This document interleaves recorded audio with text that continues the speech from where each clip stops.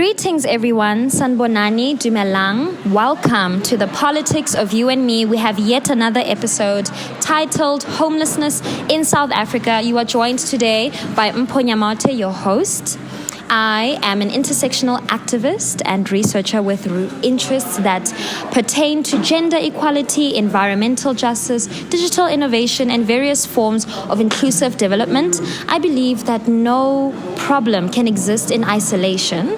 And with that, ever since going to the Green Summit at the United Nations Asia Pacific headquarters in Bangkok, I've always really put it upon myself to localize global issues in accordance to our country context.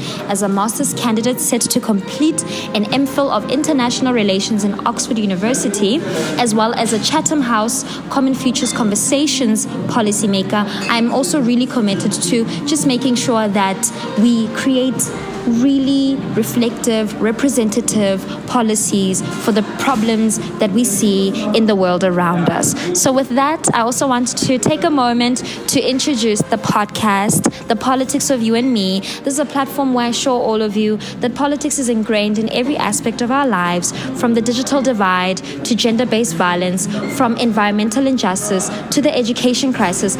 Every issue shapes the way we work, live, and exist. This podcast unpacks the lived realities of South Africans, amplifying voices often left unheard. This is a platform to engage and challenge while learning about current affairs in South Africa and beyond. Now, guided by the United Nations Sustainable Development Goals as per Agenda 2030, this is a platform to generate impact through dialogue. Now, what are the SDGs? Let's get into it. The SDGs are the Sustainable Development Goals. The United Nations Sustainable Development Goals are goals that all 191 member states have agreed to achieve by 2030. South Africa is one of those member states. Now, this is a plan for people, planet, prosperity, with poverty eradication as a core global challenge to be overcome for sustainable development. Now, countries and stakeholders are now acting in collaborative partnership to implement this plan. And that is why it's so important for us to collaborate as youth-led advocates, as civil society organizations, as businesses, as government, so that we can advance on these goals and improve the lives of those around us, right? The Sustainable Development Goals also seek to ensure sustainable, inclusive, and inclusive economic growth and decent work for all. This is going as far as acknowledging unemployment, particularly among youth. Now, for this episode titled Homelessness in South Africa, we're going to be looking at SDG 1, SDG 3, and SDG 10. Now, SDG 1 is an SDG titled No Poverty. Now, we all know that poverty is driven by a number of factors, with unemployment being one of the leading factors, but we also have social exclusion, we have high vulnerability to extreme weather events, and this really pushes people in poverty as well, especially when they lose things to the climate crisis in extreme weather events. Case in point, KZN and the floods that took place there, right? But in the conversation of homelessness, it is really important for us not to criminalize homelessness, because there is so much trauma associated with being homeless and having that as a primary experience. Now, during COVID-19, evictions were taking place in the city of Johannesburg, with various properties being targeted for demolition. This was a severe human rights violation for the reason that it caused the dispossession of property. It also infringed on people in South Africa their right to dignity as per Section 10 of the Constitution, right? And this decision was made even though they had declared that under the lockdown provisions that all evictions and executions of attachment orders, both movable and immovable, including the removable of movable assets, sales and executions is suspended with immediate effect for the duration of the lockdown, right? And they did this because they wanted to make sure that people who are impoverished, the working class, that they're not so vulnerable to the risk of infection. Yet, the same thing that they were trying to prevent happened, and so many people were dispossessed of their property. So many people were evicted when many of them were laid off in the face of a global pandemic, right? And when we're looking at SDG 1 and our trend of where we're going with poverty, we're looking at what the UN is also saying, in the sense that if the current trends continue, it is said that 575 million people will still be living in extreme poverty, and only 1/3 of countries will have halved their national poverty levels by 2030. Now on to SDG 3. SDG 3 is on good health and well-being. Now, in the subject of homelessness, there is a huge gap and a severe lacking of mental health and rehabilitative support services in South Africa. Now, the problem is people who often experience trauma in their lives, they often turn to drugs or alcohol as a coping mechanisms, and because of the addiction, they end up, losing what they have.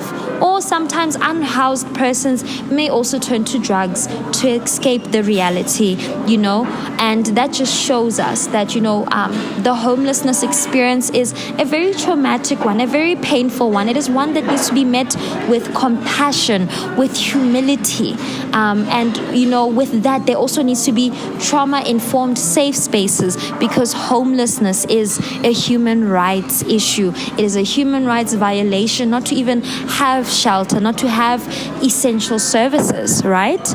And with that, I just want to bring us to, a couple of cases, where we've had recorded cases of mental health struggles that are experienced by homeless people, often resulting to public safety concerns, specifically in Ghana. When looking at the Modern Ghana newsletter, this was published in June 2024, and it was an article that was authored by Maliba Godwin Kwame. I will attach the link to make it accessible to you. But yes, in this particular website, we're looking at the Cape Coast beach tragedy, which was in May 2024, where a mentally ill individual who was homeless pushed off a tourist off of a cliff at a popular beach in the Cape Coast, right? And this tourist sustained life-threatening injuries, and that also just gives us a snapshot of how important it is to have mental health interventions in public spaces, specifically for homeless individuals who experience an array of traumas that we can't even comprehend and even think of, right? And then moving on to SDG 10, which is reduced inequalities. Now, we have organizations such as U-Turn South Africa, and this is a place that allows restoration, recovery, and eating for homeless individuals, right? And when looking at an article that was authored by, that was published by Daily Maverick, specifically in September 2024 by Tamsin Matiela-Kamp, it shows that the truth is, with regards to homelessness, most people of color experience homelessness due to historical factors, especially when we look at Cape Town, right? When we look at Cape Town, there's the tough history of District 6, the tough history of the Cape Flats, and those are the kinds of things that create generational poverty and that actually increase the chances and the likelihood of homelessness, right?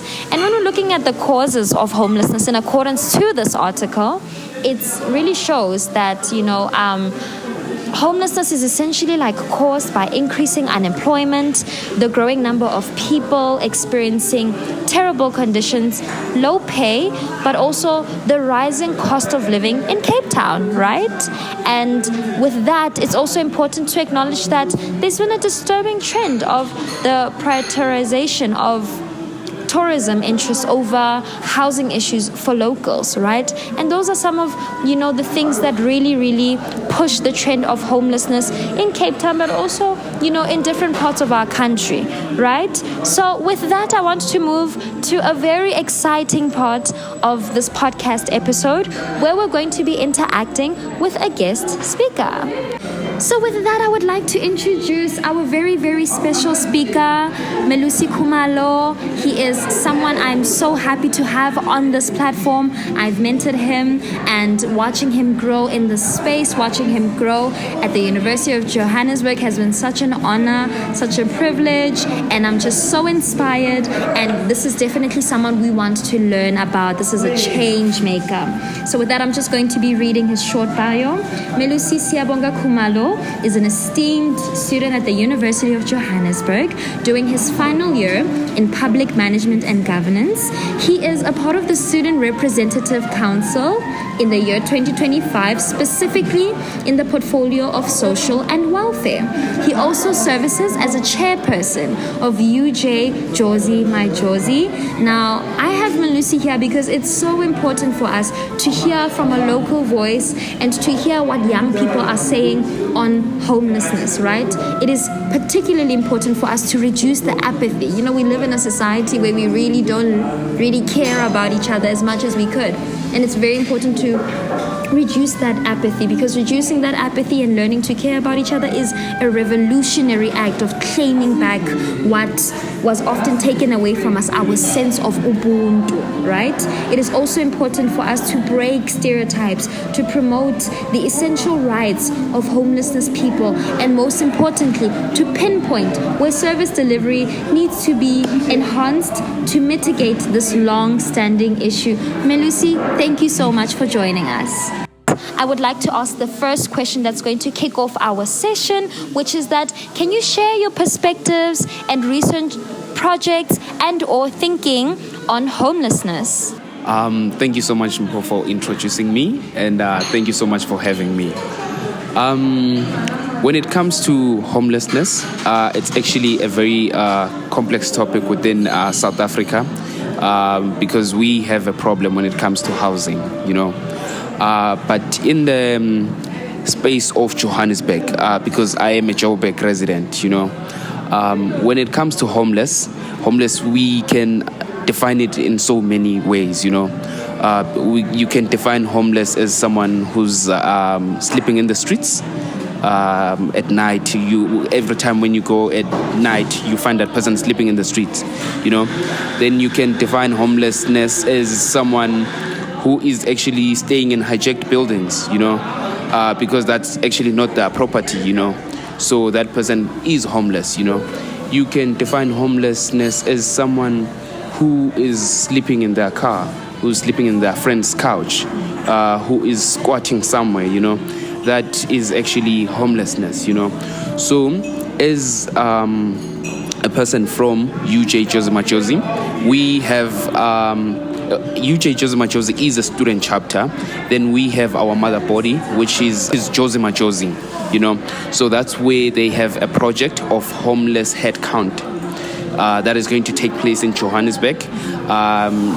If you check on their website, they will put out all the information on their website in terms of how they're going to do it, So that project is going to assist in terms of knowing how many people are homeless within Johannesburg. And that project is going to assist in having a deeper understanding in terms of why are these people homeless, Some of them, it's actually people who are coming from jail, So if someone comes from jail and becomes homeless at the same time, so it means that when we are fixing this issue of homelessness, we must start from prison, It can be in a way of educating them, If you check in countries like Singapore, in their prisons, a person can graduate in their prison, and when they come out with skills.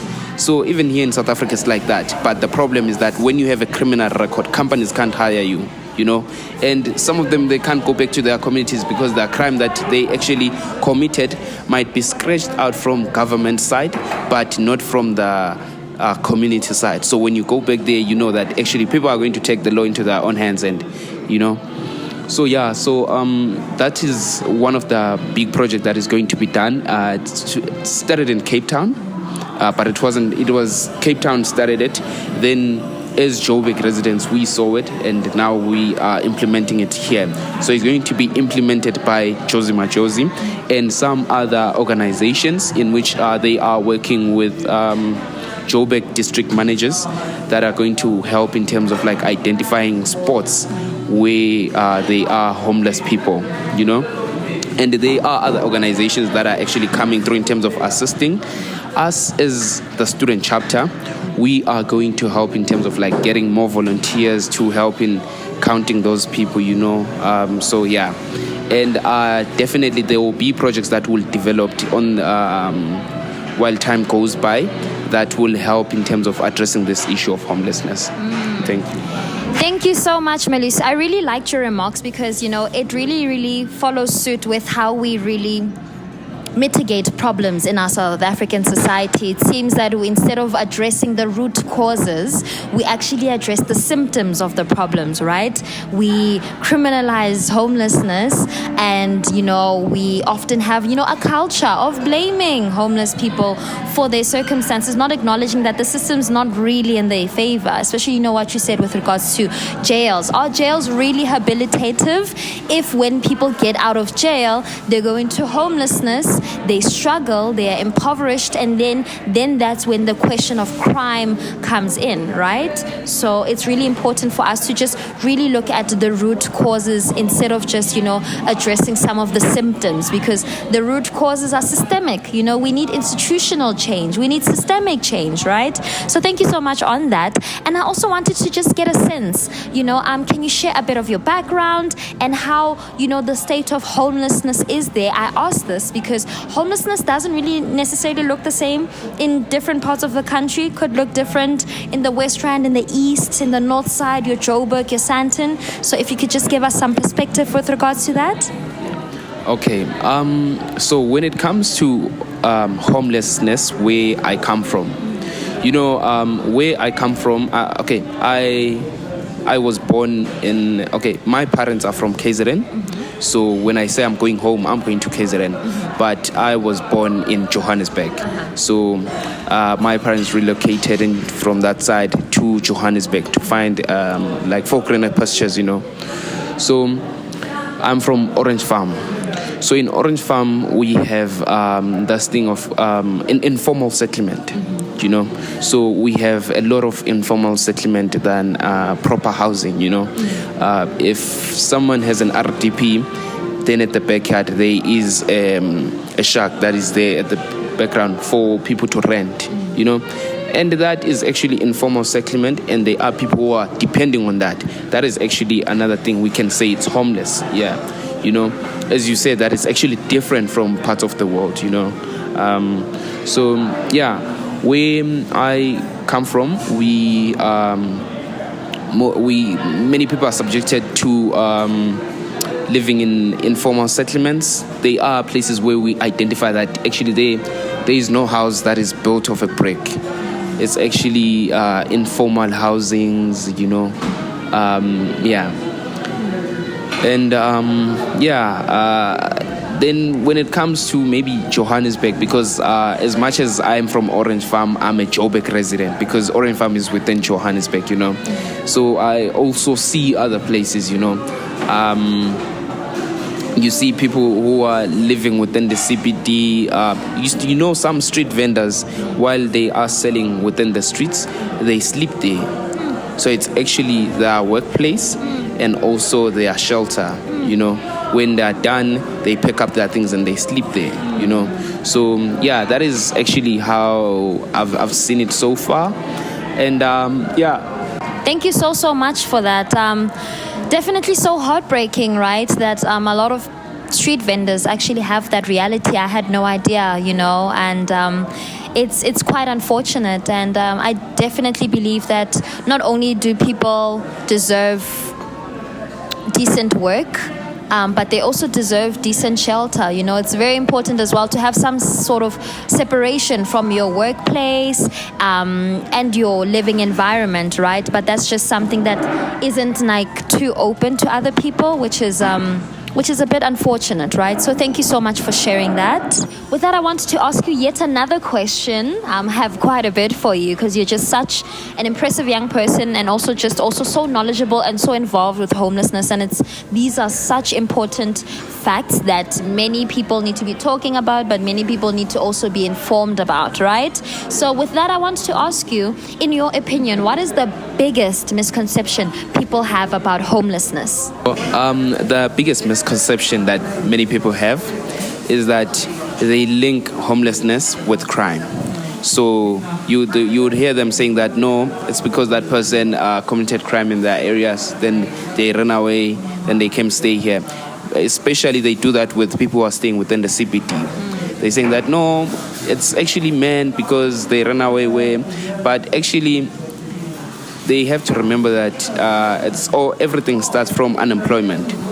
And right now we have this mentality that men have to be breadwinners, So that's why we have so many people within who are homeless when it comes to men. Then another thing that we have to look at housing is expensive. Housing is expensive. If you had to settle for maybe a low rental house, you would be now subjected into no electricity. Maybe if you're staying there, then you won't have electricity, you won't have water, you won't have all the basic needs that a human needs to survive. Okay, so that is the misconception that many people have, So thank you. Thank you so much, Melissa. I really liked those insights, because they also are so reflected in our statistics, right? The Department of Statistics in South Africa literally reported in 2022 that men account for about 70% of homeless individuals, right, in our country, right? With this, there's also that thought, that notion, that conversation to say that, sometimes toxic masculinity and perhaps also not having the avenues to speak up is a key contributor to homelessness. And, what do you make of that? I'm just trying to find out what are your thoughts on this and what potential interventions do you see with, such an issue? It's actually true that many people who are homeless, it's men. Even if you go to the Joburg CBD, you will see many people who are at Joburg Park, it's men. And if you go to all the corners of the streets where homeless people are found, under the bridges, most of them it's men. Maybe in 20 people, then like maybe 2 it's going to be women, So the reason why it's usually like this is because the system hasn't created a space where men can speak on their mental health issues. So with that, I also wanted to ask you, Melusi, what is the most difficult part of being someone who advocates for homeless people? Right now, as we speak, we are in a digital world, And the people who are homeless, they do not have access to this. So that's information that we actually putting out there for homeless people, and in terms of like where to go, plans that the government and private sector has for them, it won't reach to them, So it's one of the difficult things. And again, when you have like ideas, there are no spaces where you can propose your ideas and then they can be executed. We're still young people and we are fresh minds, and we come up with ideas that can help solve this chaos that we are in. But, everything needs to be funded, So when you go to the private sector, we speak of money. When we go to the government side, we speak of a different situation, you see. So that is actually the different thing. Thank you so much about that. And with that, I want to ask, especially because you touched on, going to government and the difficulties there, right? What immediate actions do we need to see from the government regarding homelessness? Okay. When it comes to government, we need to see more opportunities being created. When I say opportunities, we need to... The government should create spaces where they can absorb these homeless people and they give them skills, then they let them go to the outside world, Look at a country like Singapore. I'll always reference on it, They take those people who are homeless, they put them into military, They in military, they won't subject you to going to war. No, but then there are other programs that are done there, that will end up giving you skills that you can use not only in the military but somewhere, Then if you look at a country like South Africa, we lack police. We do not have that. That's why our security is so bad. Yeah, our crime rate is very high because it's not that our police do not have the skills, or they do have the skills, just that we do not have many departments, We do not have those departments. So if even the SEP side, they can create opportunities within their departments that will actually absorb those people within the streets and give them skills, then let them go to the outside world. It will be something very good. And and it will also help reduce crime rates, because some of these homeless people, they commit crime because they exposed to it, Survival. Yeah, it's for survival, as you say. So if maybe they can be absorbed in such spaces like military and Department of Policing and all that, definitely we'll see change.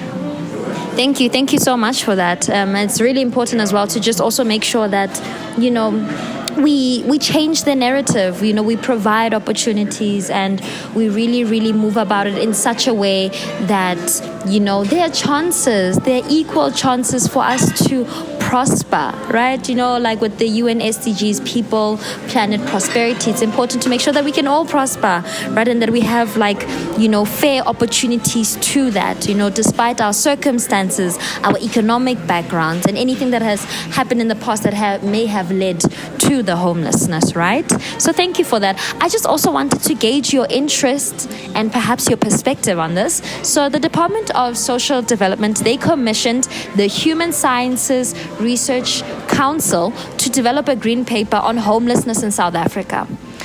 This was from our previous administration, but this is yet to be led by the GNU, and this is something that was spoken about in 2024.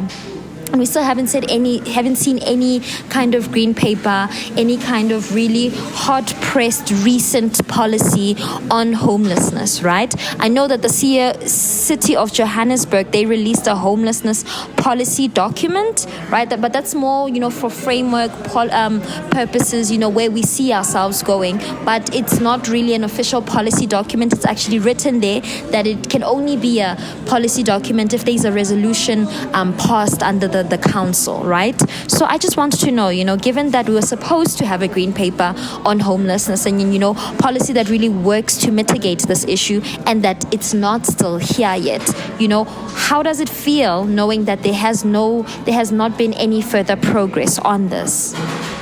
So now it comes to actually now government prioritizing other issues over the others, So as much as we know that, okay, government can only do some of the issues that we tell them about, that we actually experiencing, I would say, they can't do all of them, yes. But they can only address certain issues. So meaning that to the government side, when it comes to homeless side, they haven't seen it as a crisis, as much as it is a crisis right now. But on the government side, they haven't seen it as something that is now can be considered as a crisis. That's why they actually not even taking any actions on it. That's why we're seeing actually private sector now standing up to it, taking actions, but the government is actually quiet about it, So yeah, and again, it comes to not being able to hold the government accountable. So the plans that they have for the country, the decisions that they take, and the things that they tell us that they will do, we do not take them into account. For the green paper that you mentioned, that hasn't been established as yet. Someone must be accountable of that. Because that green paper wasn't only going to assist it wasn't only going to assist only homeless people, but it was going to have an impact within the societies that we come from, it even touches on accountability, I would say. Thank you so much for those insights. It's always really important for us to, talk about these things and also really hold our leaders to account, especially when, things are promised to us that could better our livelihoods as South Africa and are not entirely, implemented, And with that, it's really important that it is seen as a crisis. I mean, just right in 2022, the Department of Statistics in South Africa, they released a report that showed that the official count of homeless individuals in that year was 55,719 individuals. And that's such a huge number. And with that, I can only imagine that it has, doubled, with looking at, our price inflation, unemployment rates, all the things that are also happening in the world that are affecting our local country as well, our South African economy, So with that, I really want to ask you, now that we've had such a really lengthy but also super good discussion on homelessness in South Africa, I wanted to ask you, as someone who's an advocate, as someone who's actively working within these projects, and someone who's working with, Jozi My Jozi and doing the homeless head count as well, how can young people be more involved? Young people can be involved in such through volunteering. I am part of this because I started by volunteering and opportunities presented themselves. And even through Jozi My Jozi, I'm still a volunteer, because I know that as much as I'm volunteering, it's not that I'm doing it for myself. I'm actually doing it for the whole country, I'm doing it for our societies. I'm actually trying by all means that we develop Johannesburg, Some other person once mentioned that, this thing of like homeless head count that we're actually doing, we are sort of like trying to clean up the city for the G20.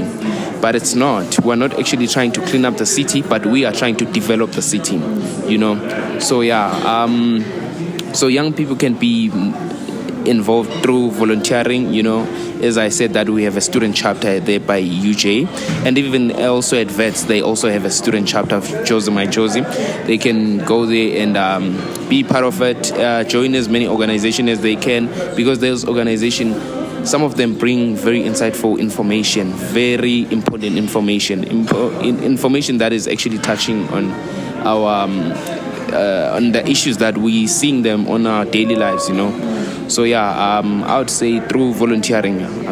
Thank you so much. Your answer resonated with me so deeply because I am a volunteer at heart, and through volunteering you open yourself up as a young person to so many experiences, to conferences, to engagements, to discussions. You open yourself up to people who are aligned with the work that you're also doing, right? And it's so impressive. So thank you for that response. Alrighty, thank you so much for just all of those wonderful insights. I know I say thank you after every single question, but I'm genuinely so grateful. I believe that our young people, they need to know what's going on. Our population needs to also know, a little bit more about homelessness and just, how the crisis is affecting different parts of people and which kinds of people are vulnerable, So thank you for that, especially, the policy interventions. I wanted to just find out, do you have any final thoughts on the matter as we are closing off? What I would say is that in order to reduce homelessness in South Africa, not only in Johannesburg, I would say, we have to now look at the unemployment side. We have to look at the side of like creating more opportunities, and not only focusing on the private sector side, but also government having to intervene. We have South Africa is a very resourceful country. We have so many resources, but the problem is that those resources are not refined here in South Africa. That's why we just extract them, we take them, then we ship them outside, then they are refined there. And then the process of refining, that's where more employment is, If these people are taken into such fields, and it also gives skills, If maybe you've start refining and then you move, definitely you'll get another job somewhere that is actually aligned to the job that you've been doing pastly, So I think now we have to look at it, the unemployment side, and we have to look at the collaboration side, where different people come in. For example, in Joburg CBD, all the businesses that are actually functioning there within Johannesburg CBD, they must come and assist, because when we speak of homelessness in Johannesburg, it also affects them. It's not actually nice finding someone sleeping at the front door of your shop. Imagine finding someone sleeping by the, let's say, for example, FNB, headquarters of FNB, sleeping outside. It doesn't paint out a perfect picture, I would say, you see. So now, if maybe we have to like collaborate and look at things differently, because the way we have been doing them, it's not working. Thank you so much for those insights, Melusi. Thank you for taking the time, the whole afternoon actually, for discussing this with me, documenting such an important part of a reality for many South Africans, a reality that is often overlooked, a reality that is filled with stereotypes and with just things that are said, believed, that further perpetuate the social exclusion and the traumatic experiences that are experienced by homeless people, that are faced by homeless people. So I want to thank you for that. And with that, I just really want to tell our listeners and really remind them that we having bold conversations. We're talking about real struggles that are experienced by homeless people, and we're presenting real solutions. With our guest speaker Umelusi, we had real solutions that cater to the youth, to the government, to civil society, to our private organizations, and that's so important. So I really hope that you as my listeners, my online communities, that you gain so much from this episode, because we really did put that in action, the whole notion of having bold conversations and presenting very real solutions. Now, as part of this episode, now that we've gleefully thanked our wonderful guest speaker Umelusi, we are now moving to the last bit, and I have saved the recap from last week's episode for last, best for last, definitely. And the last week's episode was titled Marching Against Oppression, right? And this is where I really gave a personal account of my volunteering experience, of how I'm a volunteer at heart, and how the demonstration came about, the importance of the demonstration, as well as the historical significance, right?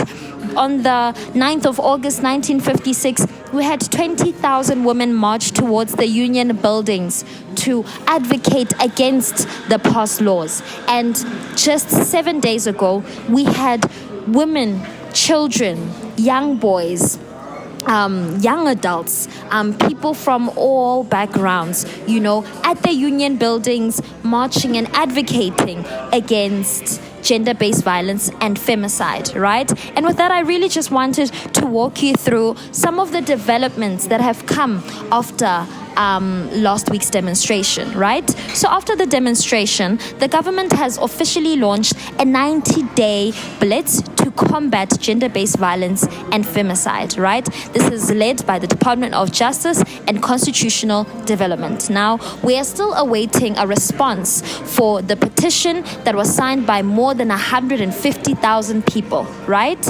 But on Monday, the 14th of April, we had the Justice, Crime Prevention, Security, the JCPS cluster ministers and senior officials, they convened a very special meeting that was co-chaired by Maloko Kubai, who is the Justice and Constitutional Development Minister, as well as the Minister of Police, Senzo Mkuno, right? And with that, we're just seeing that, these motions and, just the means to really, really address this problem, right? And with that, the cluster has also announced the immediate revival and restructuring of the Ministerial Committee on Gender-Based Violence and Femicide, right? Now, the formal request has been submitted to the President for the committee's re-establishment as part of the 7th administration. There's also an establishment of a Gender-Based Violence Priority Committee and the expansion of the Tutuzela care centers, right? There's also, plans to strengthen the National Council on Gender-Based Violence and to strengthen our sustainable funding models and to nominate senior level board members, right? And with that, some of the other developments is that, there's plans for training on revised gender-based violence legislation, regulation, as well as case handling, right? With that, there's also been plans for the government to lead public discourse on gender-based violence as well as other related security issues. With that, I really want to encourage my listeners, my online communities, everyone who's tapped in at the moment to keep raising their voices, keep having bold solutions, keep putting forward real solutions, because this is how they came about. And yes, things won't change overnight, but the fact that we've gained the attraction and the attention that is needed for an issue of this magnitude, that is real impact, right? So I want to encourage us all to keep having bold conversations, to keep presenting real solutions. Our future depends on it. This is me signing out. Thank you so much for listening. Peace and love. Bye.